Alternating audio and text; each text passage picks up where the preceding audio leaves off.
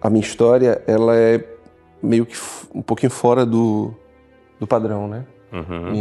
Minha mãe foi violentada sexualmente e da violência ela engravidou e decidiu, eu digo decidiu, mas ela disse que nunca teve dúvida sobre isso, né? Decidiu que ia levar a gravidez à frente e eu nasci. Então, aqui é o que está o curioso na minha história. Primeiro, o fato de eu ter sido gestado dentro de uma violência sexual, né? Mas a segunda coisa é que minha mãe não era católica. Minha mãe foi batizada católica. Mas neste momento da vida dela, ela tinha acabado de voltar do Rio. Ela passou uma temporada no Rio de Janeiro. E lá no Rio de Janeiro ela se envolveu com uma parte da minha família que é mais... tem uma tendência mais espírita.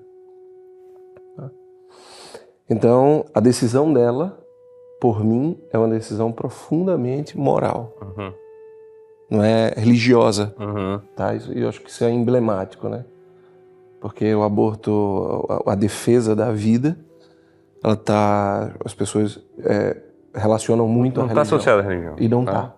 Né? Então, minha mãe decide que eu tenho que nascer. Né? Então, eu cresci numa família denominadamente católica, mas sem prática católica. Tá?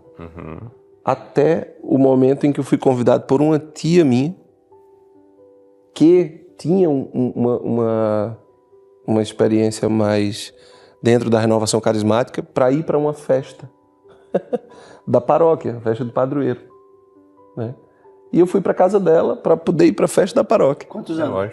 14. Né? E passei o final de semana na casa dela, né? E aqui onde tá a coisa. Aí, para não ficar na casa dela sozinho, então eu acompanhava nas atividades diurnas, né? E uma dessas atividades era um ensaio do coro. Eu fui lá assistir. E quando cheguei lá, uma pessoa do coro faltou. E o maestro perguntou para minha tia se eu cantava, né? Eu nunca cantei na minha vida, então eu não sabia.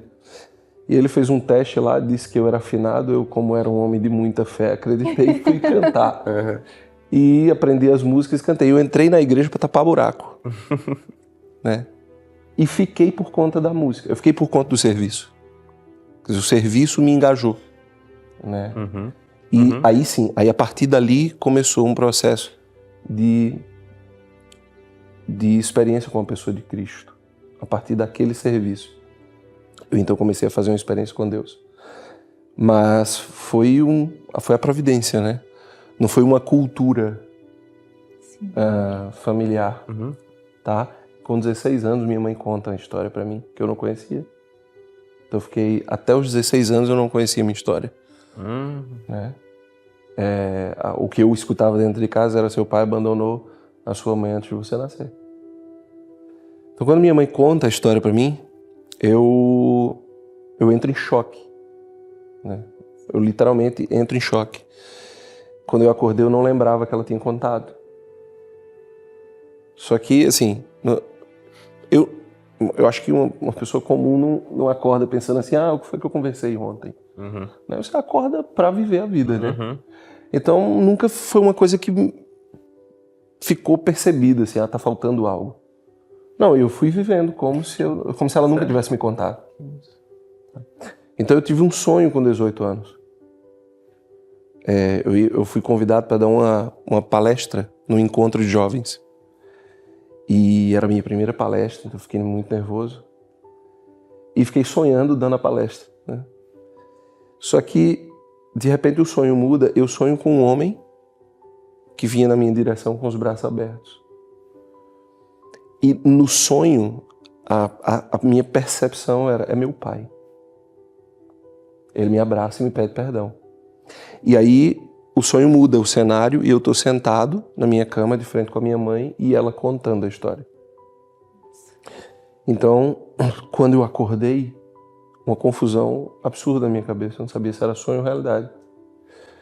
Daí eu a chamo conto que eu tive um sonho, assim, assado. Ela fez, sim, eu lhe contei isso há 2 anos. E foi quando a gente percebeu que eu tinha tido uma amnésia, né? E ali eu fui questionado interiormente, né? O que é que você vai fazer com a sua história? Era só isso que vinha na minha consciência. O que é que você vai fazer com a sua história? E eu decidi contar. Então eu não dei a palestra sobre o tema, eu contei minha história, né, pela primeira vez. Até que um dia, eu já fazia faculdade de psicologia, estava chegando, era à noite, e era por volta de 10h30, 11 horas da noite, o telefone do meu quarto tocou. Gostaria de falar com o Andrei. Falei, é ele. Quem gostaria? Andrei é seu pai. Nossa. Eu fiquei atônito, né? Eu sei que você não tem nada para falar comigo, mas eu tenho muita coisa para falar para você, né? E eu quero lhe pedir perdão. E eu me lembrei do sonho imediatamente, né? Coincidentemente ou não, ele disse, eu quero lhe pedir perdão por tudo que eu fiz a você e a sua mãe, por não ter estado na maternidade quando você nasceu, por não ter lhe dado um nome, por não ter estado no seu primeiro aniversário, por não ter ensinado você a andar de bicicleta, a jogar bola, porque no dia dos pais talvez você não soubesse nem quem era seu pai, talvez você fosse a única criança que não sabia nem quem era seu pai, por você dormir toda noite sem um eu te amo, boa noite seu pai, e por eu estar ligando apenas hoje. Naquela hora eu tive um segundo momento de consciência mais forte, assim, que foi, você contou sua história o tempo inteiro, em que ela transformou você. Era isso que vinha. O que a minha história me transformou, o que ela mudou em mim. E naquela hora, assim, meu coração se encheu de uma gratidão, né? Eu não sei, assim, numa fração de segundos é como se passasse toda a minha história diante dos meus olhos e eu vi que eu era muito agraciado, eu tive muita sorte, né? Então eu tomei o telefone, ele chorando, e falei, olha, eu não tenho do que te perdoar. Se tu tens que pedir perdão a alguém, certamente essa pessoa não sou eu. Mas eu tenho muito para te agradecer. Eu quero te agradecer por ter me dado a vida. Independente de como tenha sido, tu tiveste participação. Quero te agradecer porque eu pude estar na maternidade, porque eu pude ter um primeiro aniversário, porque eu tenho um nome, porque eu andei de bicicleta, eu joguei bola, porque no dia dos pais minha mãe era pai e mãe ali ao meu lado, porque toda noite eu ia dormir com eu te amo e boa noite da minha mãe. Tem uma coisa curiosa, um parênteses, né? Toda noite minha mãe fazia isso. E quando ela saía do quarto, ela dizia uma coisa pra mim que marcou minha história inteira.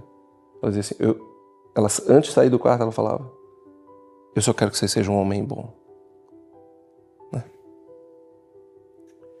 E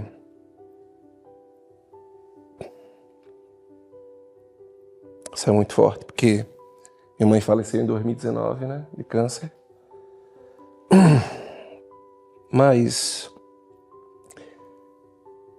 desde que eu me entendi conscientemente, né, como alguém, eu sabia que a minha vida tinha que ser uma resposta a esse pedido da minha mãe. Né? Então, eu tomei a decisão de que eu ia fazer de tudo para ser um homem bom. Né? Enfim, eu falei obrigado porque toda noite eu durmo com eu te amo e uma boa noite da minha mãe.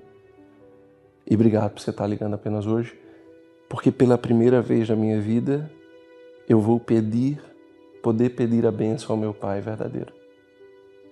E eu pedi a bênção a ele, né?